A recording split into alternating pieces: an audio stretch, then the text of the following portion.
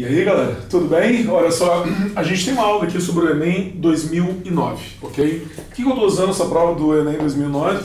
Porque ela é uma prova desaparecida e desconhecida. Vocês devem lembrar, esse foi o famoso Enem que foi roubado numa situação cinematográfica por um cara que era dono de uma pizzaria, entendeu? E que arrebentou com o esquema de segurança que deveria ser assim, hollywoodiano. Então, essa é uma prova escanteada, pouca gente fala dela. Como é uma prova que vocês não conhecem, eu vou usar para fazer uma apresentação do Enem. Tu deveria agora dizer, sobretudo para os públicos mais significativos assim, desse curso em termos de experiência como prática de provas, vai dizer, mas tu vai apresentar o Enem para prática de provas? Mas cara, olha só, a experiência empírica que tu tem do Enem, de repente assim, quando foi o primeiro Enem que tu fez?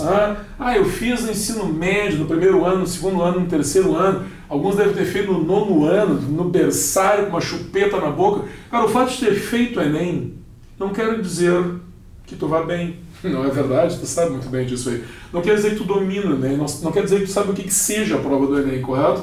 E eu estou usando essa prova para tu ver que ela tem uma tradição, ela tem um estilo, ela tem um jeito que nós temos que conhecer.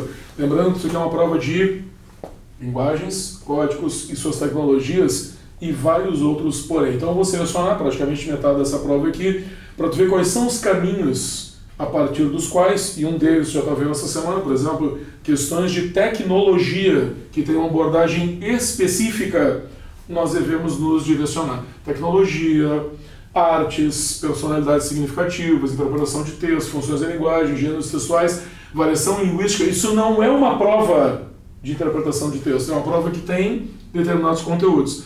É claro que fazendo um choque, uma prova também que está vendo essa semana da URGS, um simulado 3 da URGS, isso não quer dizer que o Enem seja uma prova exatamente conteudística, mas não são 45 questões de interpretação de textos, correto? Então eu vou te mostrar o que cai sempre, o que é casual, o que tu deve ficar alerta, como é que essa prova se divide, e eu vou começar na questão, exatamente na primeira questão da prova, a questão 91. Questão 91 já vou direto sempre no, tu já fez a prova, correto? Então eu vou direto sempre no gabarito dela na sua explicação, tá? Como é que é o enunciado?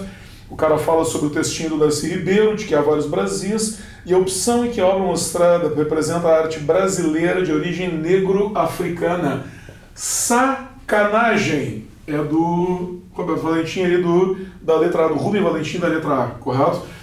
Essa questão aqui e essa figura tu viu no Enem de 2 anos atrás, 2018. Então o que eu te recomendo, tá?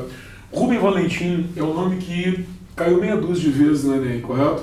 Não tem como acertar sem conhecer o cara, correto? Se a gente fosse fazer uma categoria dessa questão aqui, é uma questão de arte, ok?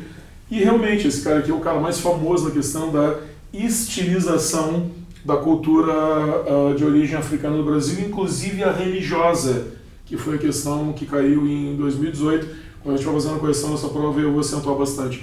Esse é um caso, pessoal, que é importante conhecer a pessoa, porque ela é recorrente, porque ela tem um significado cultural extremamente diferenciado. Beleza? Dá uma olhadinha agora então na questão 92. Sobre o que é a pessoa? A questão 92, variação linguística. Ok? A pergunta é assim, na representação escrita da conversa telefônica entre a gerente do banco e o cliente, observa-se que a maneira de falar foi alterada de repente. Tá, qual foi, pessoal, a alteração provocada ali? Quando a pessoa percebeu que estava falando com uma já conhecida, ela saiu de uma linguagem culta, formal. Tu poderia até dizer assim, se tu te lembra bem da matéria de um jargão profissional, numa questão comercial, em português coloquial. Bastou a pessoa reconhecer a outra, porque a conversa não era presencial, que o nível de linguagem mudou, por isso que a resposta é a letra A. Cara, tu já cansou de marcar essa situação, né? A mudança da linguagem, sobretudo nesse caso aqui, correto? Num contexto que é aceitável, porque tu não vai fazer negócios ou usar uma linguagem de negócios com a pessoa que é das tuas relações, isso leva à adequação do formato da linguagem. Beleza? Tranquilo? Então olha a questão 93. Na questão 93, a gente tem uma questão sobre tecnologia. Como é que é a pergunta? Tem ali um conjunto de informações, tem um teste que estabelece o perfil do usuário de sites de relacionamento que apresenta preocupação com hábitos e propõe mudanças de comportamento direcionadas, né? Qual é a principal situação nesse caso aqui, tá?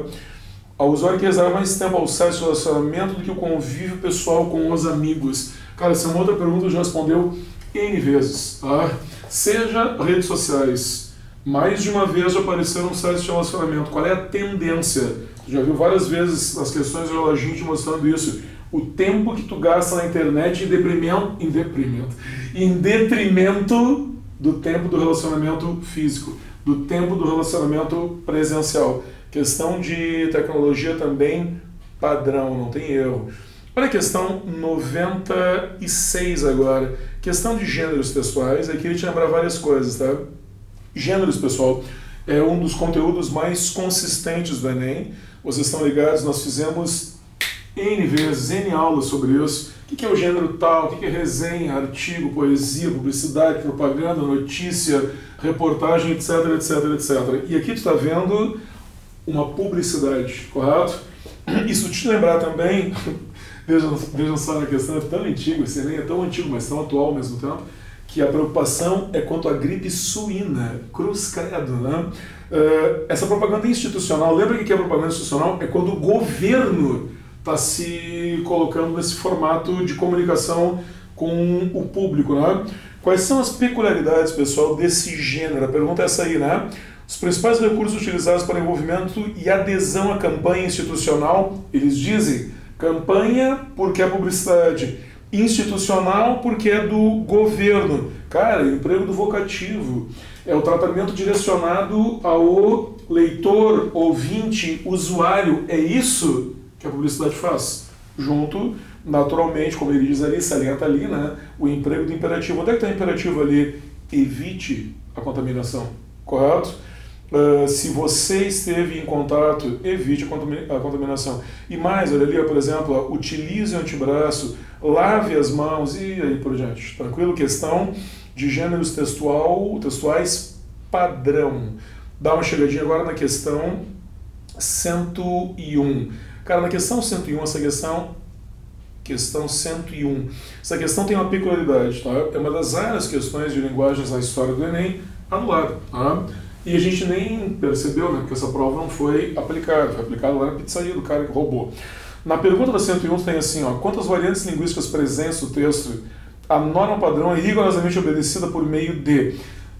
Tem mais de uma resposta, entendeu? Esse é o motivo da anulação. Quando o cara diz esse livro, vamos ver se tu te lembra, pronomes, entre o espectro de questões gramaticais, pronomes e nexos caem no Enem, são matérias que a pessoa tem que saber, correto? Vocês estão ligados, se vocês observarem o contexto onde vocês vêm, onde vocês estão, muita gente acredita que no Enem não cai nada de linguagens, né? Que é só saber ler que está garantido, correto? Esse é aquele cara, vou falar bem baixinho aqui para vocês, é o cara que acerta 28 e diz que foi mal. Ah, acertei 28, fui mal. Não, velho, fui muito mal. Foi horrível, tu entendeu? Isso não é nenhuma pessoa que tem uma informação mínima do Enem pode fazer abaixo de 30, tu entendeu? Agora, se tu consegue a aprovação de interpretação, se tu não lembra que o emprego demonstrativo, do problema demonstrativo é bem assim, se o livro está comigo é este, se o livro está com o cara com quem eu estou falando, o livro é esse, então tá certo, correto? Só que daí na letra B, o pronome pessoal oblíquo, parar de escrevê-lo, também tá certo, entendeu? E aí matou a questão completamente. As outras justificativas, né, o pronome possessivo da C também tá certo, mas D e E daí não tem sentido, correto? Eu teria pelo menos 3 possibilidades de resposta aqui, por isso que a questão teve que ser anulada, beleza? Questão 102, gêneros textuais de novo, e agora teatro, correto? Essa pergunta aqui, eu acho ela muito significativa. E queria te dizer um negócio importante, tá? Teatro, pessoal, gênero teatro, gênero dramático, cai muito no Enem ou cai pouco? Cai sempre. Dentro dos gêneros pessoais cai sempre. E é um gênero que a gente domina muito pouco, né? A gente lê pouco teatro. De vez em quando aí na URGS aparece, né? Uma peça do Chico, Nelson Rodrigues e aí por diante. Mas a gente lê pouco, a gente tem pouca informação, tá? E você sabe que o teatro, e eu já estou me conduzindo para a resposta, tá? Ele é um gênero textual que nem sempre é originalmente escrito. Vocês entendem, por exemplo, assim, nem tudo que nós vemos no teatro foi escrito para ser teatro. foi escrito para ser uma peça primeiro, vocês entendem? Muitas vezes um romance vira uma peça, correto? Por exemplo, um conto vira uma peça. E é isso que o gabarito da letra C te informa muito coerentemente. O texto cênico pode originar-se dos mais variados gêneros textuais, claro. Eu posso reescrever para esse formato, pegar a narrativa que tinha um formato de outro gênero e adaptá-la ao teatro facilmente. Tranquilo? Boa, né? Tem que ter um pouco de flexibilidade na questão da leitura, né? Muita gente talvez até achasse incoerente essa resposta. Tá, mas é teatro ou não é? Cara, pensa bem, ó. O teatro é muito mais a forma pela qual eu estou apresentando. Claro que é um gênero textual, porque eu preciso escrever tudo aí em formato de diálogo, mas é muito mais a forma do que propriamente o texto original. Beleza? Muito bem, então dá uma olhadinha na questão 104. Cara, olha só, na questão 104, como nós estamos fazendo na outra parte da aula dessa semana, sobre tecnologia, a gente tem a pergunta sobre hipertexto. Então, cara, a gente diz assim, como é que é a relação entre hipertexto e conhecimento por ele produzido, que muda a noção tradicional da autoria? Por que muda a noção tradicional da autoria, correto? Porque assim, que o gabarito vai refletir exatamente essa ideia. O gabarito aí da 104 é a letra A, não é?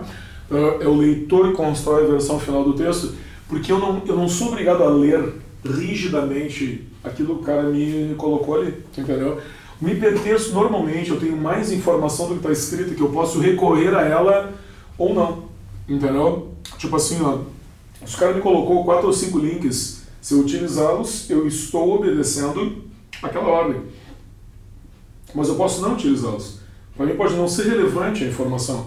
E se eu utilizá-los, eu posso partir para outros links que esses links me apontaram, mas não o autor do texto. Beleza? Como nós fizemos na outra aula, o que é o hipertexto? É um caminho que o leitor escolhe e não que o autor, exclusivamente o autor me impôs. Beleza? Cara, se tu olhar bem, é sempre a mesma resposta, porém com outras palavras, não tem erro. Deixa eu te perguntar um negócio importante agora da questão 106. Nós vamos voltar para a pergunta de tecnologia. A pergunta é assim, o enunciado te diz: considerando o novo contexto social e econômico aludido no texto, as novas tecnologias de informação e comunicação, correto? Lembra? Internet. Está lá na outra aula. Tem 2 caminhos diferentes da prova do Enem. Qual é o primeiro caminho? O caminho da janela aberta, onde eu vejo uma infinita possibilidade de oportunidades. O outro caminho antagônico qual é? O caminho da credibilidade, do problema, da falta de confiança, da fake news, por exemplo, correto? Nesse caso aqui, seja pelo texto e pela coerência com as respostas, o gabarito da letra D, nós estamos dentro da área da confiabilidade, correto? Onde o cara te diz, por exemplo, que eu tenho desenvolvimento baseado na disseminação do conhecimento mais democrático. Tranquilo? Se tu lembrar do texto, cabo a rabo ali, não existe nenhuma referência negativa, então é a vertente positiva. Beleza? Muito bem. Cara, a internet, sim, sempre tem 2 caminhos, correto? Não tem um caminho intermediário para as situações do Enem. Dá uma olhadinha na questão 109, questão sobre variação linguística, e tem um outro conteúdo que no Enem é bem significativo e é associado aos gêneros textuais, tá? Que é o tempo verbal. Tempos verbais você tem que saber. Sempre teve que saber, não tem escapatória, ok? Sempre lamento dizer, né, aquele cara assim, aqui, eu achei que no Enem linguagem já era. Não, não era, tu entendeu? Qual é o problema? O gabarito aí, vocês lembram da 109, a letra C. Qual é o aspecto coloquial do tempo verbal que está sendo empregado ali? Tinha consertado, que na variação mais culta da linguagem seria consertada, beleza? Eu acho até um exagero, tá? Porque se tu colocar tinha consertado na redação, ninguém vai te cobrar, beleza? Mas a origem é coloquial. Isso, se tu olhar o módulo 10, verbos, observações, item 1, tá lá, tem origem coloquial, embora já seja aceito. Vocês estão ligados que verbos aparecem muito nas questões de tipologia textual ligada à questão da narrativa, ok? Por exemplo, os gêneros são muito narrativos, tá? Notícia, próprio romance, óbvio, né? Mas biografia, necessitam de uma organização cronológica a partir do tempo verbal. Tu já fez muitas perguntas assim, correto? Característica da narrativa, se o gênero for predominantemente narrativo, lembra, gênero é uma coisa, romance, biografia, conto.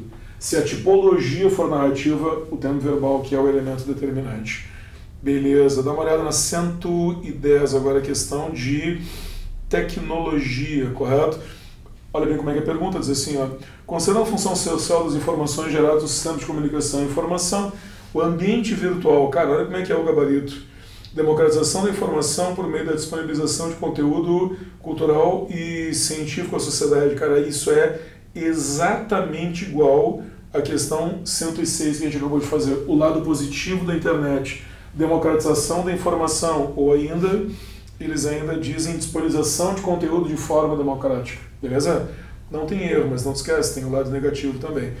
Dá uma chegadinha agora na questão 112. Questão 112, nova questão. Aqui uma questão de texto, perdão. Essa questão de texto aqui, eu só queria fazer uma menção, e também é um documento que nós vamos analisar num outro vídeo mais para frente, que nós vamos fazer para a aula de linguagens humanas, que é a carta do Pedro Vaz de Caminha, né?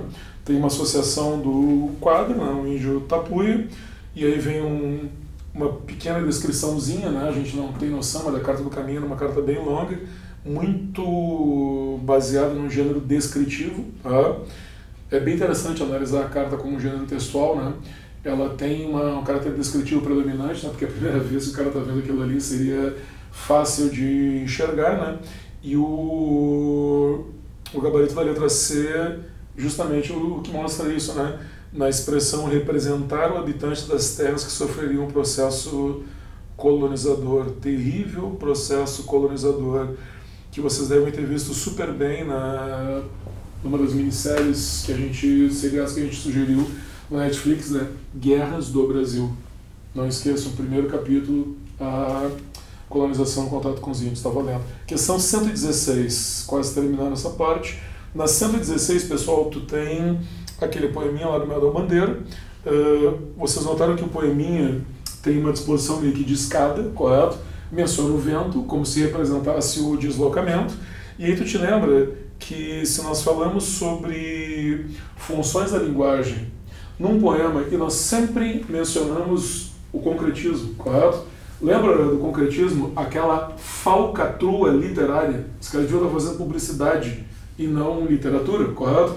Mas pelo menos nos ajuda a lembrar, alguma utilidade o concretismo deveria ter, nos ajuda a lembrar que nesse caso aqui, quando o poeta trabalha a forma do poema, quando a forma, a disposição dos versos tem a ver com o conteúdo, a função é poética. Beleza? Ficamos com letra E, muito bem. Concretismo também, né? Quando cai no Enem, só cai com esse objetivo aí, função poética. Dá uma chegadinha, pessoal, agora na questão 118, que pergunta sobre o teatro do oprimido. Cara, olha só, eu vou brigar contigo, né? Se tu não lembrou, ok? Do maior pedagogo da história do Brasil, que o Bolsonaro diz que é um energúmeno. Olha a falta de espelho em casa, correto? Que é o Paulo Freire, né? Vocês sabem que o Paulo Freire tem um negócio chamado pedagogia do oprimido, correto? Que é justamente a descrição que a letra C te dá, seja para o teatro ou a pedagogia do oprimido, que é a apropriação democrática da linguagem pelo cidadão comum, no sentido de proporcionar autonomia crítica e retratar o meio em que ele vive, ok? A ideia da pedagogia do oprimido, grosso modo, só para te lembrar, né, era que a alfabetização dessas classes mais privilegiadas socialmente tinha que ser feito dentro do seu âmbito, voltada para a sua condição. Tipo, o cara ele era pedagogo, ele não era linguista, mas ele já estava dizendo há 50 anos atrás uma coisa que hoje nos parece óbvia, embora alguns energúmenos não concordem. Ficamos com a letra C, né? Tu te lembrou do Paulo Freire e eu não? Ô cara, já pode falar do Paulo Freire, não tem problema, não vai ser preso por causa disso, tu não é comunista por mencioná-lo, não te preocupa. olha a questão 119. Aqui na questão 119, essa questão, ela é, assim, tu deve sublinhá-la mentalmente, guardá-la, porque ela mostra as duas linhas em que o Enem se coloca na questão linguística, né? Que é a rigidez gramatical, o aspecto mais tradicional, normativo da linguagem, onde o que só vale é a norma culta, e a adequação da língua escrita ao padrão atual brasileiro, que é a invasão progressiva da coloquialidade, como vimos no quadrinho do Agar, tu entendeu? Cara, hoje ninguém mais diz consertar, a gente diz tinha consertado, tem origem coloquial, mas hoje é aceitável. Por isso o gabarito aí é letra Equador. Beleza? Uma dicotomia bem comum da prova do Enem, né? Existem situações em que é necessário impor o padrão culto, existem situações em que a coloquialidade deve imperar. Dá uma olhadinha na questão 122. Na questão 122, vocês têm a pergunta que é assim, ó, na situação de comunicação da qual o texto foi retirado, a norma padrão da língua portuguesa é empregada com a finalidade de... Olha o diálogo entre as duas questões, tá? Tu disse assim, ó, tá, mas tu disse que a questão da norma culta é uma coisa impositiva, uma obrigatoriedade. Sim, mas é o nosso ponto comum, é o que todos nós aprendemos, lembra? O que é a variação culta? É o que todos nós aprendemos igual na escola. Então é o vínculo de comunicação que nós temos confiável. Daí a resposta da letra E. Situar os dois lados da interlocução em posições simétricas. Porque se eu não entendo o dialeto, socioleto, a coloquialidade de outra pessoa, na linguagem culta, todos devem se entender, desde que tenham tido acesso a ela, como defendia o cidadão aquele Paulo Freire. Beleza? Cara, tiver alguma questão de variação linguística, é isso que eu estou te dizendo há horas, tá? Cara, depois que tu aprendeu isso, já era. As perguntas são sempre iguais. Mas enquanto não aprender isso, tu vai errar sempre achando que é a interpretação. O círculo vicioso sempre igual, e batendo naqueles 27, 28, desgraçadamente. Meu, estuda um pouquinho só. Vai fazer muita diferença para ti, correto? Se não, olha a questão 125. Tá? Como é que é a questão 125? Tu tem ali uma observação, né? Cara, se tipo assim, se eu fiz escrever como fala, ele tá ferrado, o que tu está entendendo nessa questão? O que nós estamos discutindo já duas questões, é a mesma discussão das duas questões. Na letra D, ó, que é a resposta, imprecar o vocabulário adequado, usar regras da norma culta, e se tratando de normalidade, de modalidade culta formal, é obrigatório, correto? Tipo assim, ó, não quer, então não usa escrita, mas se usar, tu vai ser naturalmente cobrado, beleza? Não tem nenhuma incoerência nisso aí. E fechamos então, pessoal, com a questão 130. 130. Questão bem interessante, o gabarito é a letra C, né, que é sobre a trajetória do português histórico.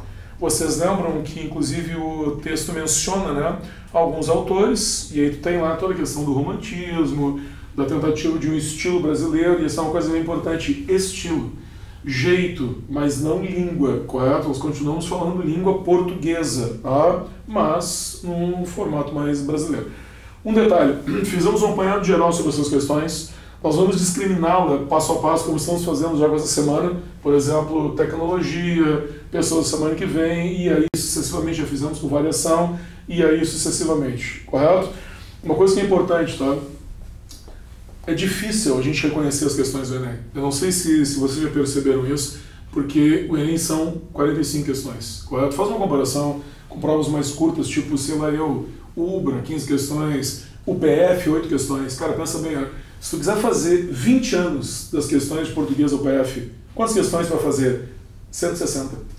Cara, 160 periga tu saber de cor. Eu conheço um monte de aluno que senta na minha frente e me traz as últimas 5 ou 6 provas da URGS e o cara sabe de cor aquelas 25 questões ali. Ele fez repetidas e contínuas vezes, correto?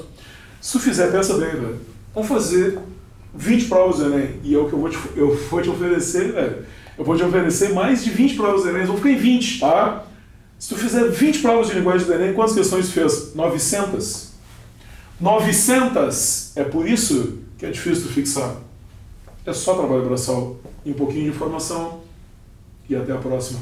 Aí, valeu.